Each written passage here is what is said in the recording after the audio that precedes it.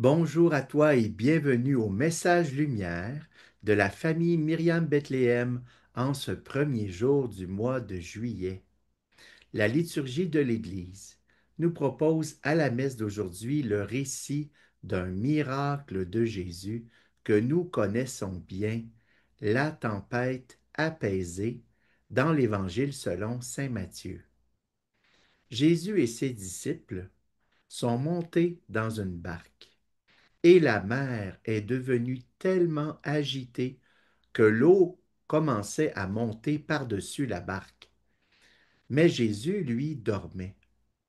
Ses disciples l'ont réveillé en lui disant, Seigneur, sauve-nous, nous sommes perdus.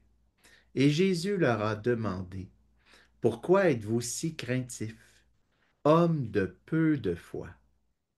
Et il a menacé le vent et la mer, et est arrivé un grand calme.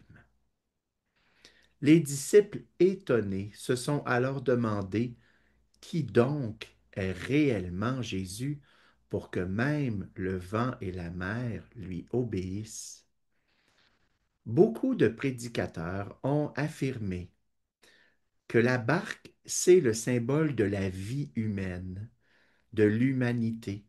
Jésus qui embarque, ça symbolise l'incarnation. Jésus qui fait route avec nous. Le vent et la mer, ce sont les épreuves, les souffrances, la mort. Le sommeil de Jésus, c'est son dérangeant silence, son absence en apparence dans les épreuves de notre vie. Et nous pouvons constater tout cela quand nous étudions la parole avec notre tête. Et c'est déjà très beau. Mais si on faisait, toi et moi, aujourd'hui, un petit plus avec Jésus, si on accueillait cette parole dans la prière, dans un cœur à cœur d'intimité avec Jésus, Jésus nous pose à toi et à moi une question. Pourquoi êtes-vous si craintifs? Et nous, on pourrait lui poser en retour trois questions qui font partie de l'école de spiritualité de Myriam, qu'on appelle les traditions d'intimité. Les trois questions qui sont liées au cheminement de sainteté de l'oraison rencontre. C'est un chemin de cœur à cœur pour rencontrer Jésus spécialement dans la parole.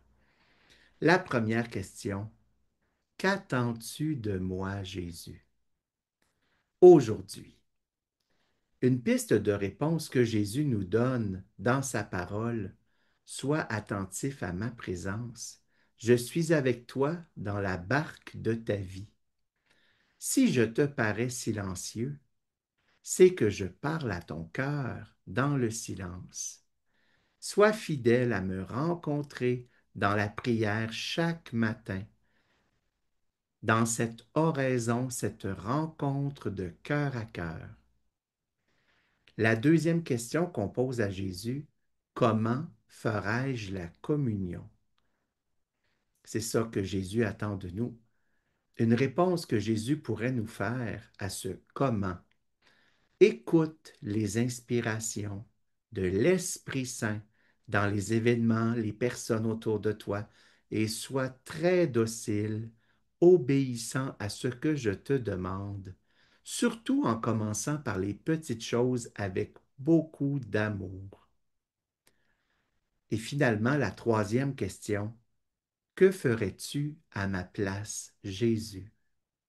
Et il me semble que Jésus nous répond à toi et à moi toujours dans sa parole. Je suis doux et humble de cœur, mets-toi à mon école. Je te procurerai le repos, le soulagement pour ton âme.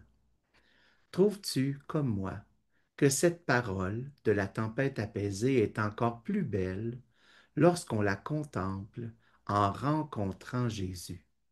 Il me semble que ce silence, cette docilité, ce soulagement de l'âme que Jésus nous promet, c'est un peu comme le grand calme sur la mer après la tempête. Remercions, veux-tu, le Seigneur à l'avance des merveilles qu'il va faire aujourd'hui dans nos cœurs par la toute-puissance de sa parole. Sois béni, au revoir et à bientôt. Jésus.